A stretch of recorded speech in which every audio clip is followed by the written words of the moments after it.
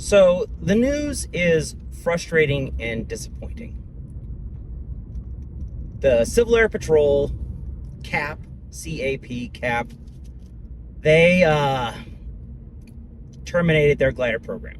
They ended it. They axed it totally.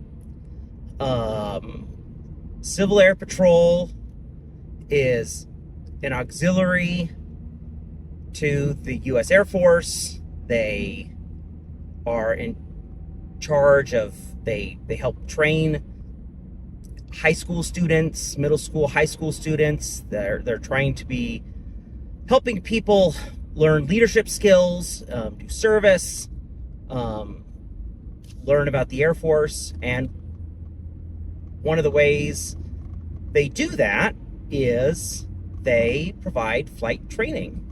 And at the end of 2024, the Civil Air Patrol, they said, hey, we have this training program for young cadets, and we're going to put a pause on it while we reevaluate what the future of this program is. And then finally, at the end of last year, they came out with the announcement, which surprised no one, that they were unceremoniously putting an end to their glider training program. It's really short-sighted. It's a really dumb decision.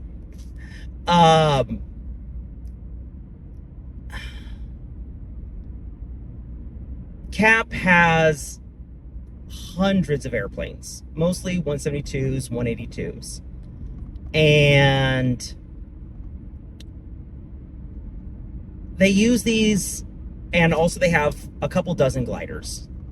And they use these for flight training for cadets. They use them for some, they say missions, like search and rescue, but maybe that's more an Alaska thing.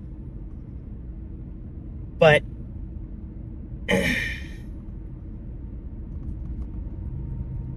it's more of incentive flights and training flights for these young cadets, so that way they could be incentivized, encouraged to pursue a career in the military, particularly in the Air Force.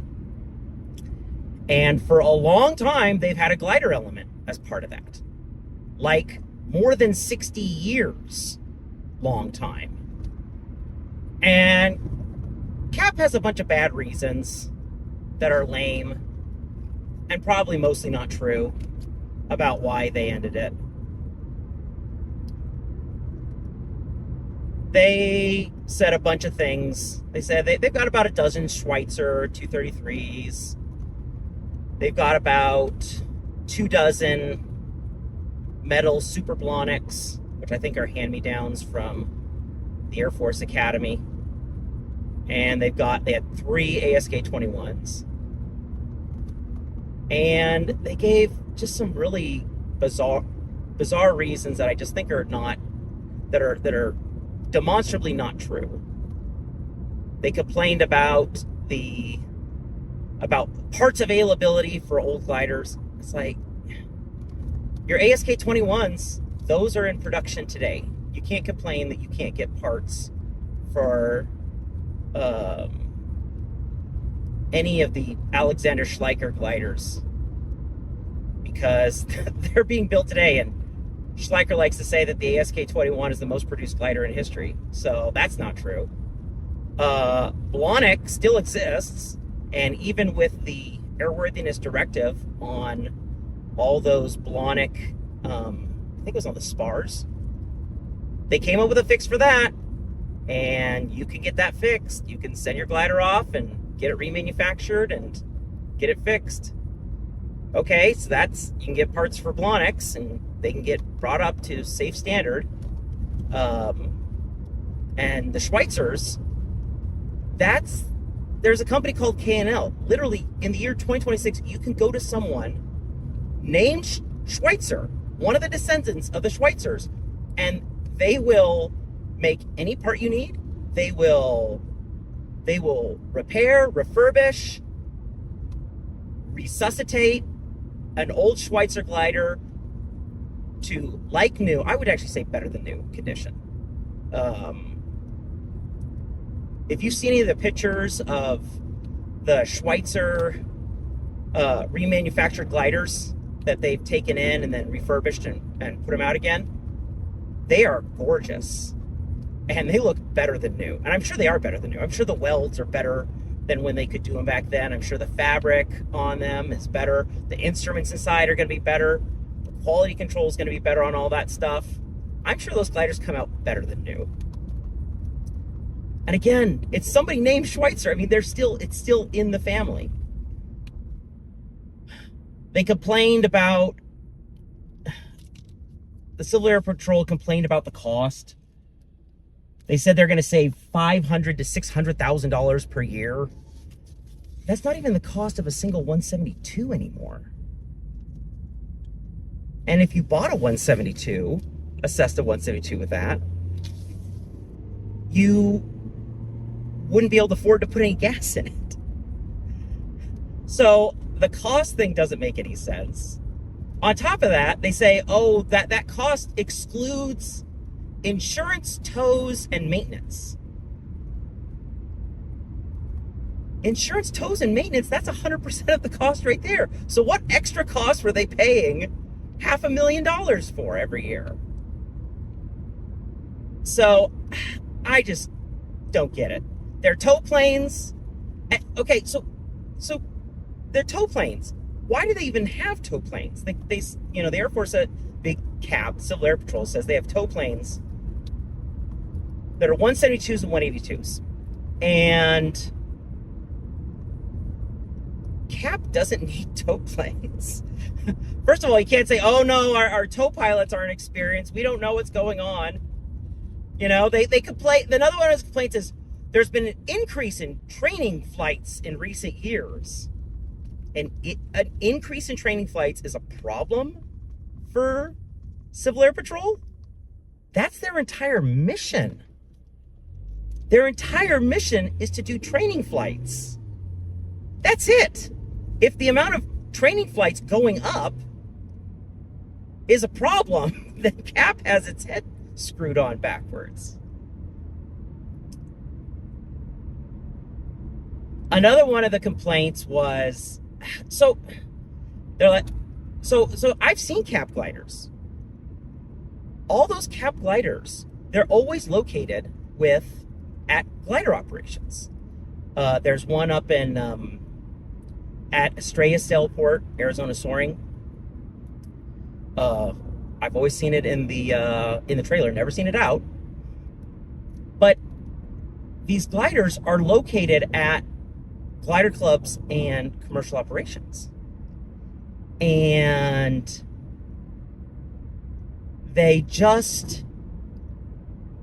that's exactly where they should be. Where do you have local knowledge, instructors, maintenance, tow planes, geography that's good for soaring and is safe for soaring at these commercial operations and at glider clubs? It's exactly where they should be. And Civil Air Patrol is complaining, oh, maintenance is dispersed. What do you want to do? Send the aircraft back to the original factory every time, a part needs to be replaced? Of course, the maintenance is supposed to be dispersed. You're supposed to be able to get local maintenance to solve small little problems immediately. I mean, that's how we do it. That's how all aviation is done. They complained that the average age of their glider fleet was 33 years old.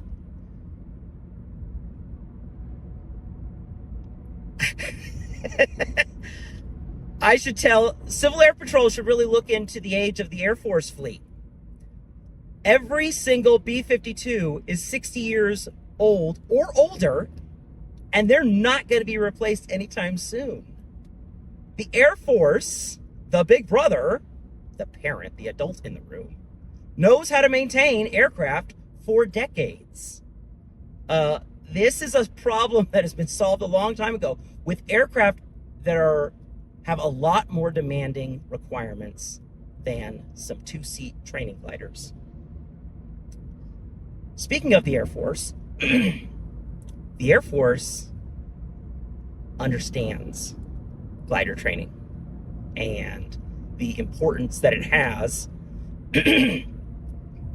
for training the next generation of Air Force leaders. The Air Force Academy has one of the largest glider operations in the world. They were just down at Tucson Soaring Club at the end of last year. They brought much of their operation, and you've seen some videos of them operating out at our glider club. Weather isn't good always in Colorado Springs during that time of year, and so they brought down the training fleet, and they were just running glider operations all day. They had like 6 tow planes down there. They had all kinds of gliders. And realize, Air Force Academy doesn't just do glider instruction. The students, first of all, the students are the senior level students, the cadets. They're instructing the junior cadets.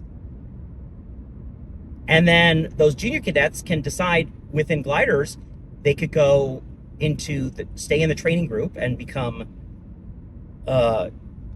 instructor pilots, or they can go to either the cross-country team,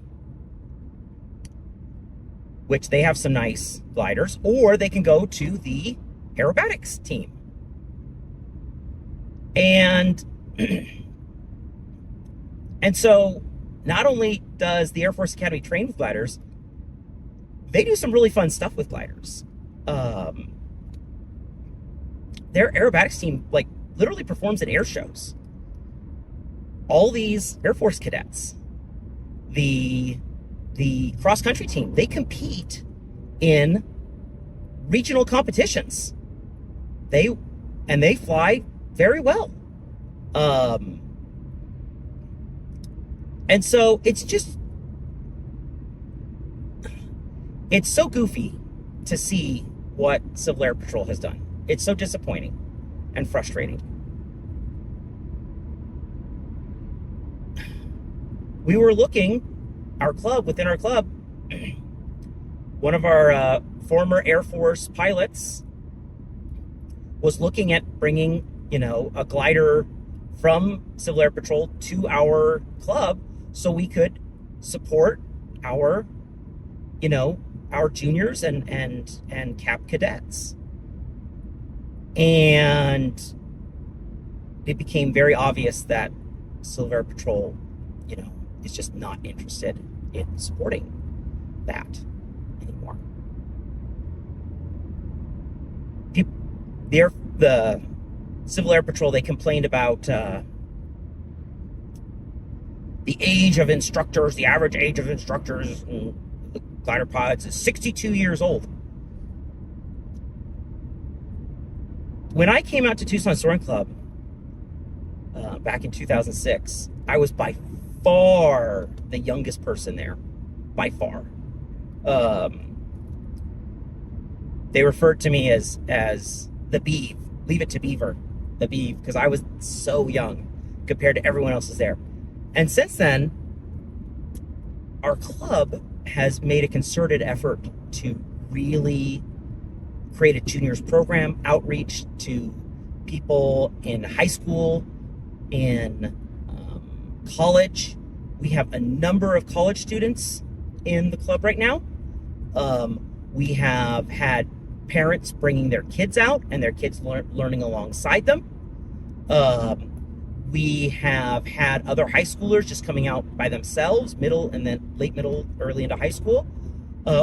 One of our junior members is going to be competing this summer in Germany at the Junior Worlds competition. We have another one, another younger member who now is competing in the online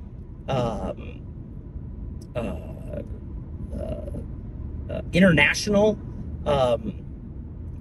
glider race competition, FAI, on Condor. That's the simulator. You can compete online with it like a lot of other video games.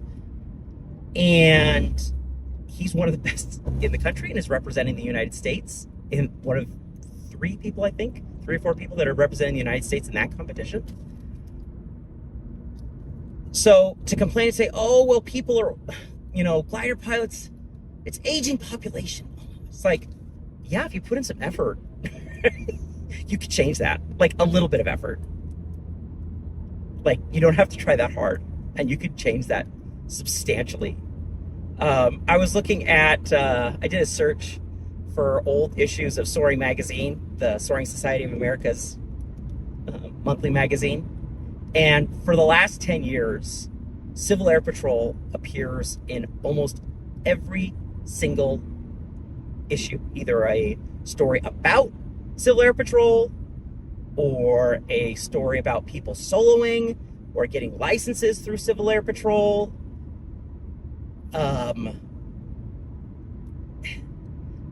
Stories about people going to summer soaring camps, learn to fly camps for cadets, for cap cadets, and people saying, oh, I was one of 10 cadets. We had 10 days, and it was just flying every single day, and all this camaraderie and support, and saying every single person in there soloed in that setting, and how proud they were of themselves and everything they did.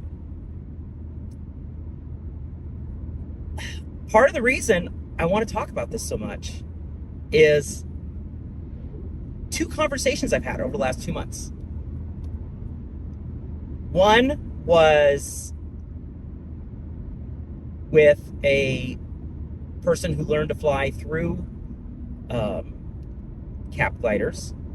I was doing a 737 simulator training with Ben Peterson, the guy from Flying Wild Alaska. And he had a lot of crazy stories and was very interesting, very funny guy. But I, asked him about learning to fly, and he said gliders outside of just there in Anchorage, Alaska. And I had to say, yeah, Cap just axed that program. And he's like, what? Then I went to go get my oxygen bottle in my glider, hydro tested, so that way I could, safely use it, safely continue using it. And the guy at the fire protection store where they sell a bunch of equipment, he said, oh yeah, I'm from South Carolina. There was a Civil Air Patrol wing there that did gliders. My daughter's about that age. Are they doing that? Are they doing that locally? And I had to tell him, they just axed that program. And he said, oh yeah, I always saw that as a kid. I wish my parents had pushed me in that direction. I was hoping to push my daughter in that direction. This is really disappointing. So, people that have benefited from that, like Ben Peterson, there aren't going to be more of that. Look at the glider pilots we've had in this country. Captain Sully Sullenberger, former Air Force pilot, later commercial pilot, airline pilot, Miracle on the Hudson. He credits some of his success that day of saving all those people's lives to the fact that he was a glider pilot. He went back to the Air Force, had him back at the academy again after the fact, and he got to fly a glider with them again. First man to walk on the moon, Neil Armstrong, excuse me. Lifelong glider pilot. That dude started flying gliders as a teenager. Long after he was flying spaceships and jets, he was flying gliders like into his 90s. Okay? Um, so, and again, the Air Force understands the value of gliders. Okay? Another super frustrating thing about it is well, it's obvious they wanted to unceremoniously end the program.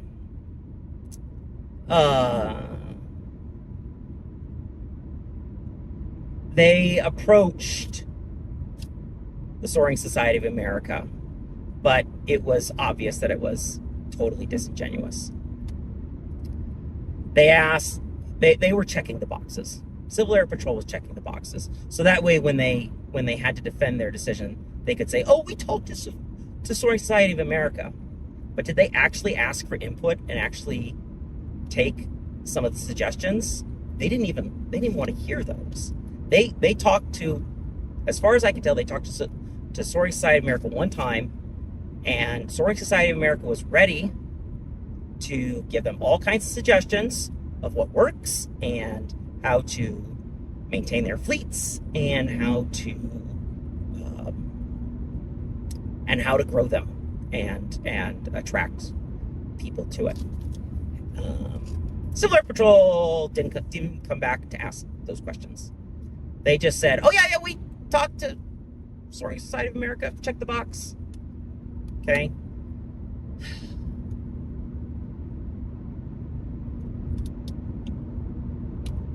I'm a power pilot too. I fly airplanes as well as gliders. I get it. But sometimes you get these guys who are power pilots and they look at gliders and they say, "I don't get it." And what they're really saying when they say, "I don't get it" to gliders is they don't understand the value of basic airmanship. Understanding what the relationship is between the pilot, the controls, the aircraft, and the air around them. They don't understand that basic connection. Some of the best pilots understand that connection. Neil Armstrong understood that connection. Sully Sullenberger understood that connection. The Air Force Academy understands that connection. And Civil Air Patrol does not. And now,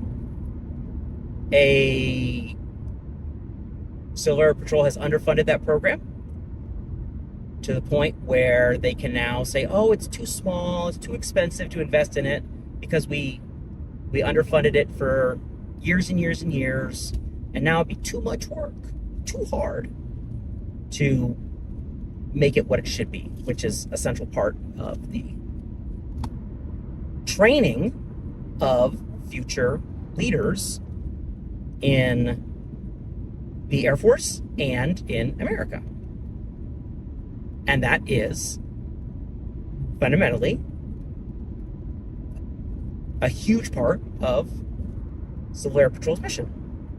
I'd argue probably the most important part. I've only seen Civil Air Patrol airplanes fly a couple of times. And whenever I see them at an airport, the only people I've ever seen get in and out of those airplanes are white-haired old dudes that are clearly in retirement, and they are flying airplanes around at taxpayer expense and doing whatever it is they do. Certainly not training cadets in them. Certainly not trying to inspire people to look into a career in aviation, look into a career in the Air Force, and find a way that they can serve that way. So, Civil Air Patrol just doesn't have that vision. They do not have the vision. They don't see it. They don't understand that part of their mission. They don't understand how gliders have been and will be teaching future leaders for generations to come, and they don't get it, and they don't want it, and so they got rid of it. And the amount of money that they're going to save is a drop in the bucket. It won't even be noticed. And the people that are going to lose out are people who would have gone through that program and the people that they would serve by being better leaders, better pilots, and developing the kind of skills and character that we need. So I'm frustrated by that. I'm angry and upset by it. And what we can do is, like we've done at Tucson Soaring Club, we can reach out to youth, and we could create programs that actually do support youth leadership and skills, and giving people opportunities to fly, both as in the civilian as well as the military world. And so many people, not only in the Tucson Soaring Club, have come from the military, but a lot of the young people have gone into the military. Or, like in my case, I've worked indirectly, I've done Defense Department stuff for 20 years. So there are ways to support this kind of youth leadership and training and opportunity. And we're going to have to make those opportunities more available. But it's clear that Civil Air Patrol is not going to be part of that in the future. And so we'll just have to do what we can to make sure that people have the opportunities to see a future for themselves and a way that they can contribute,